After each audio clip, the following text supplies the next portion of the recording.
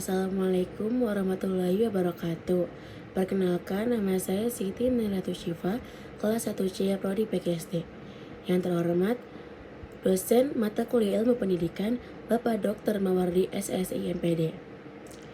Saya akan menjelaskan materi tentang 4 pilar pendidikan menurut UNESCO. Materi yang ingin saya sampaikan, yang pertama, pengertian UNESCO. Kedua, pilar ke-1, learning to know. Yang ketiga, pilar kedua, learning to do. Yang keempat, pilar ketiga, learning to be. Yang kelima, pilar keempat, learning to live together. Pengertian UNESCO.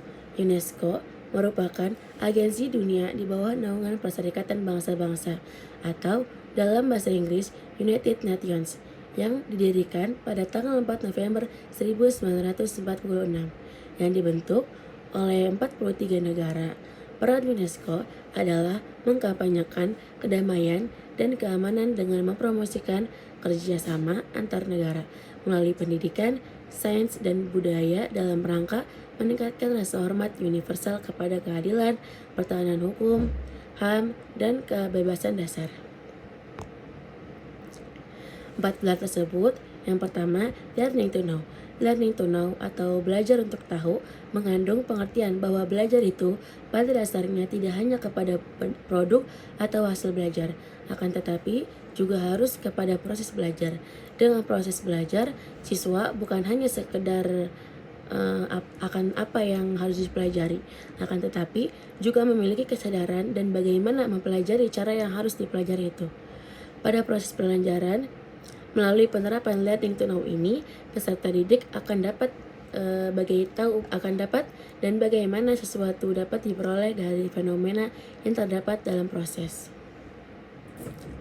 Yang kedua adalah learning to do. Learning to do atau belajar untuk melakukan. Dalam pilar ini, belajar dimaknai sebagai upaya untuk membuat peserta didik bukan hanya mengetahui, mendengar, dan melihat dengan tujuan akumulasi, tetapi lebih kepada dapat melakukan keterampilan berbuat atau mengerjakan kegiatan tertentu sehingga sesuatu yang bermakna bagi kehidupan. Fokus dalam pilar ini lebih pada ranah psikomotorik. Jenis belajar ini sebagai bentuk aktualisasi dan dari materi yang didapatnya, yaitu berkarya dan berbuat. Berkarya berpotensi yang dimiliki dibanding dengan materi yang didapatnya. Dalam berkarya tidak saja membuat mandiri, tapi juga dapat membantu orang lain melalui karyanya tersebut. Yang ketiga adalah learning to be. Learning to be, belajar menjadi diri sendiri. Diartikan sebagai proses pemahaman.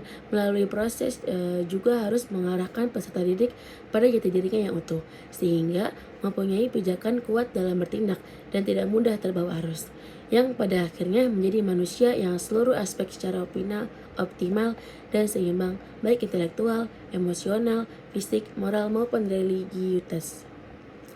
Yang keempat adalah learning to live together. Learning to live together adalah belajar untuk bekerja sama. Hal ini sangat diperlukan sesuai dengan tuntunan kebutuhan dalam masyarakat, di mana manusia baik secara individual maupun secara kelompok tak mungkin bisa hidup sendiri